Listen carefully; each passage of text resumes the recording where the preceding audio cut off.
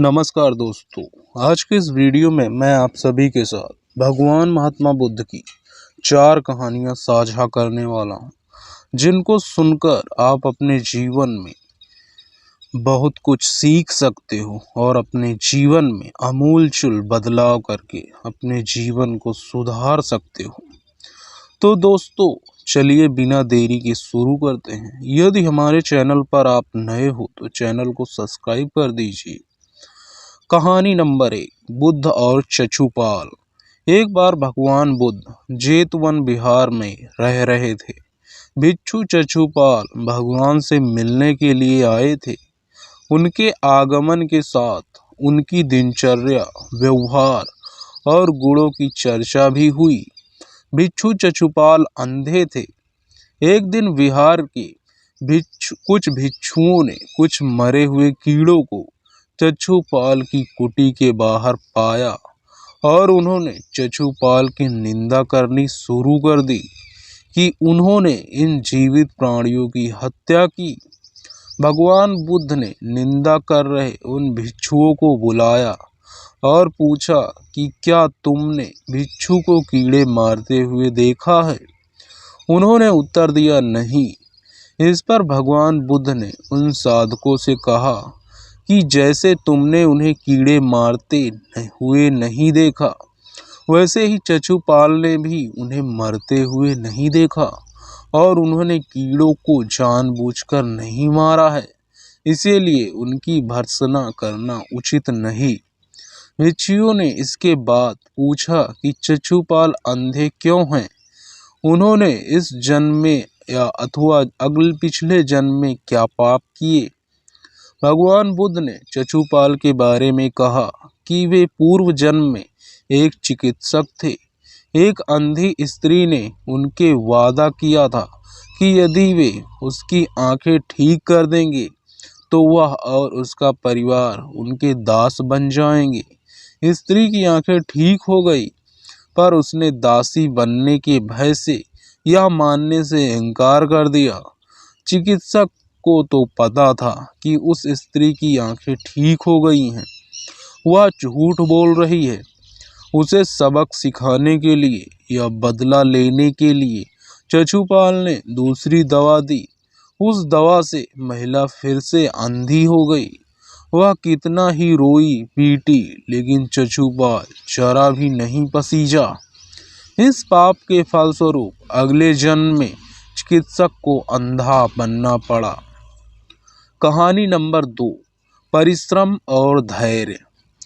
एक बार भगवान बुद्ध अपने अनुयायियों के साथ किसी गांव में उपदेश देने जा रहे थे। उस गांव के पूर्व ही मार्ग में उन लोगों को जगह जगह बहुत सारे गड्ढे खुदे हुए मिले। बुद्ध के शिष्य उस गड्ढों को देखकर जिज्ञासा प्रकट की, आखिर इस तरह गड्ढे का खुदे होने का क्या तात्पर्य है? बुद्ध बोले, पानी की तलाश में किसी व्यक्ति ने इतने गड्ढे खोदे हैं। यदि वह धैर्य पूर्वक एक ही स्थान पर गड्ढे खोदता तो उसे पानी अवश्य मिल जाता। वह थोड़ी देर गड्ढा खोदता और पानी न मिलने पर दूसरा गड्ढा खोदना शुरू कर देता। व्यक्ति को परिश्रम करने के साथ धैर्य भी रखना चाहिए। कहानी नंबर 3, अमृत की खेती। एक बार भगवान बुद्ध भिक्षा लेने के लिए एक किसान के यहाँ पहुँचे।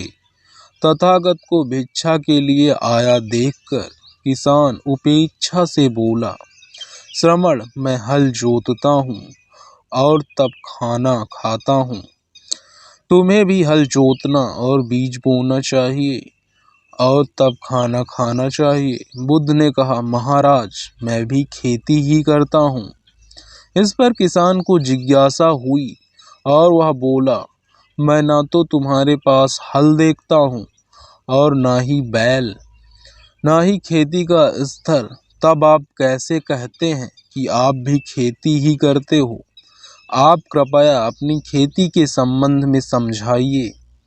बुद्ध ने कहा, महाराज, मेरे पास श्रद्धा का बीज, तपस्या रूपी वर्षा और प्रजा रूपी जोत और हल है। पाप भीरुता का दंड है, विचार रूपी रस्सी है, स्मृति और जागरूकता रूपी हल की फाल और पेनी है। मैं वचन और कर्म में संयम रहता हूँ। मैं अपनी इस खेती को बेकार घास से मुक्त रखता हूँ और आनंद की फसल काट लेने तक प्रत्यंतशील रहने वाला हूँ। अप्रमाद मेरा बैल है और बाधाएं देखकर भी पीछे मुंह नहीं मोड़ता है।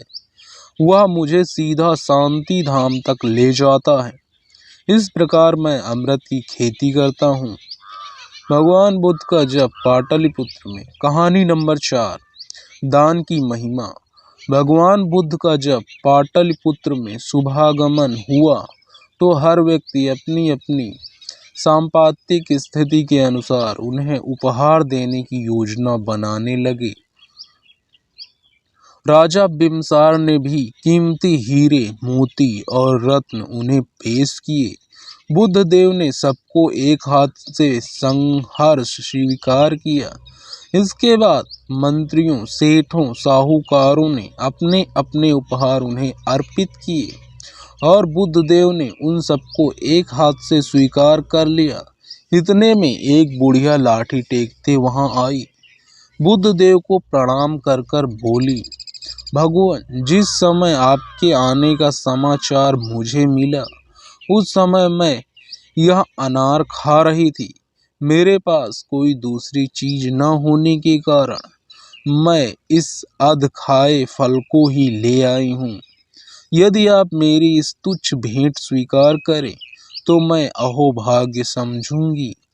भगवान बुद्ध ने दोनों हाथ सामने कर वह फल ग्रहण किया।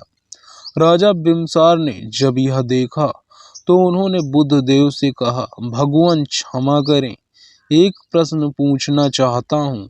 हम सबने आपको कीमती और बड़े बड़े उपहार दिए जिन्हें आपने एक हाथ से ग्रहण किया, लेकिन इस बुढ़िया द्वारा दिए गए छोटे एवं जूठे फल को आपने दोनों हाथों से ग्रहण किया, ऐसा क्यों?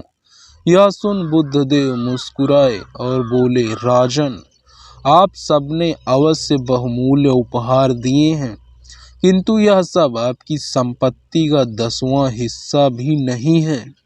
आपने यह दान दीनों और गरीबों की भलाई के लिए नहीं किया है, इसीलिए आपका यह दान सात्विक दान की श्रेणी में नहीं आ सकता। इसके विपरीत इस बुढ़िया ने अपने मुंह का कौर ही मुझे दे डाला। भले ही यह बुढ़िया निर्धन है, लेकिन इसे संपत्ति की कोई लालसा नहीं है। यही कारण है कि इसका दान मैंने खुले हृदय से दोनों हाथों से स्वीकार किया। दोस्तों, यह थी 4 कहानी जिनको सुनकर आपको कुछ न कुछ तो जरूर सीखने को मिला होगा। तो दोस्तों, यदि आप इसी तरह की कहानियाँ सुनना चाहते हैं तो हमारे चैनल को सब्सक्राइब कर दीजिए और वीडियो को लाइक कर दीजिए। मिलते हैं इसी तरह की अगली नई कहानी में।